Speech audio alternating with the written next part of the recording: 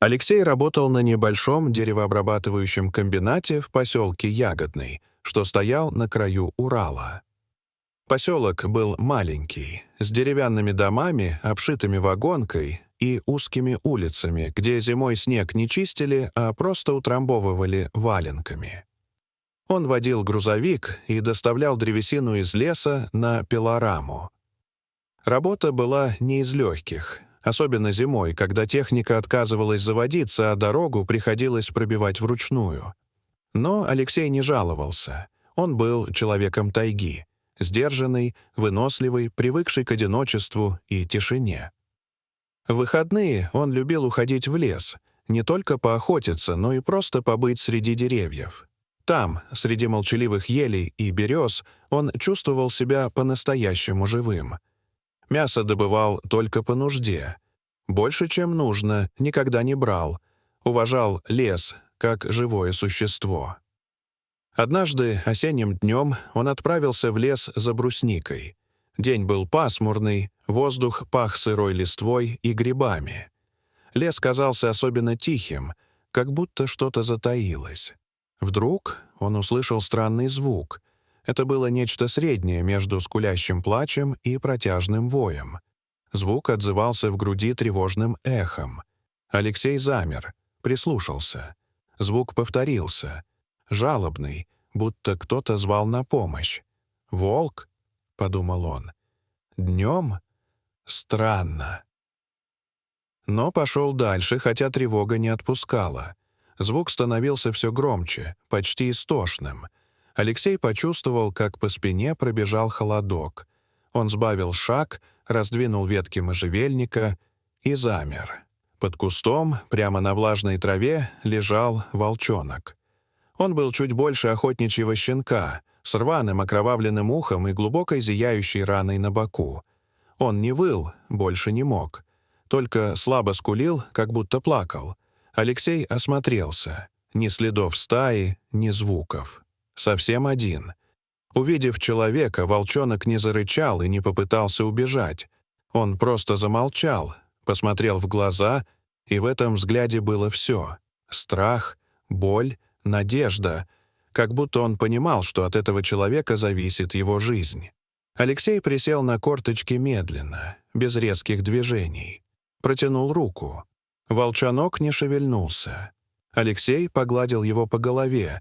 Шерсть была жесткая, взъерошенная, мокрая. Потом мужчина снял куртку, осторожно завернул в нее зверя и пошел домой, ускоряя шаг, будто нес раненого ребенка. Жена Марина выслушала рассказ без удивления. Она знала, какой у мужа характер. Молчаливый, но добрый и с сильным чувством справедливости. «Оставим», — сказала она, аккуратно промывая рану. «Попробуем вылечить, а там видно будет». Они вместе лечили волчонка, меняли повязки, поили отварами, кормили куриным бульоном, назвали его «Туман» за его серый окрас и таинственный, дикий взгляд. А между собой называли Туман «Рваное ухо». Вскоре он начал вставать, ходить по дому, принюхиваться к углам, виляя хвостом.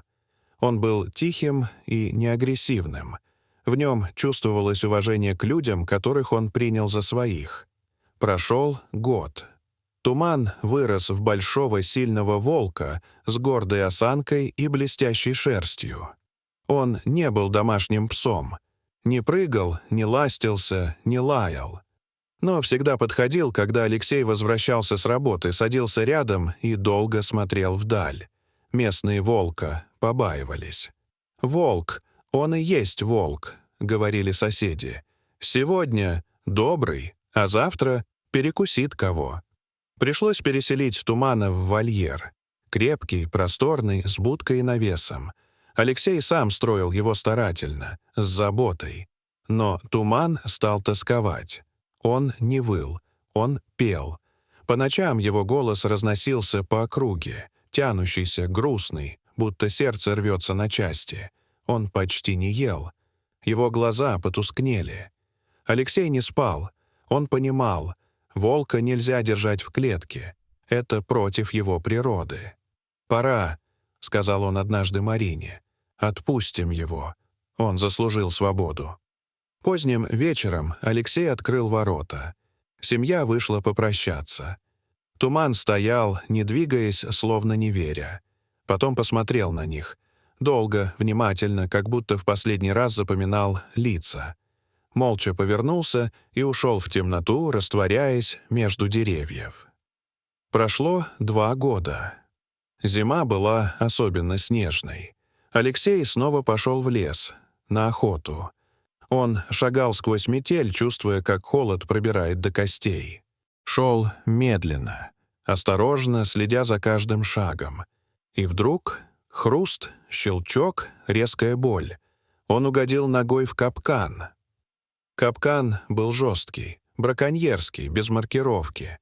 Хорошо, что Алексей был в валенках, но боль все равно была адская. Он попытался освободиться, бесполезно. До поселка километры. Связи нет.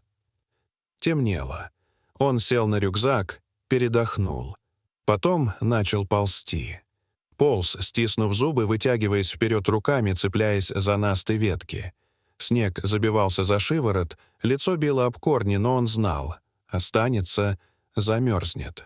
Надо двигаться. И тут он услышал вой.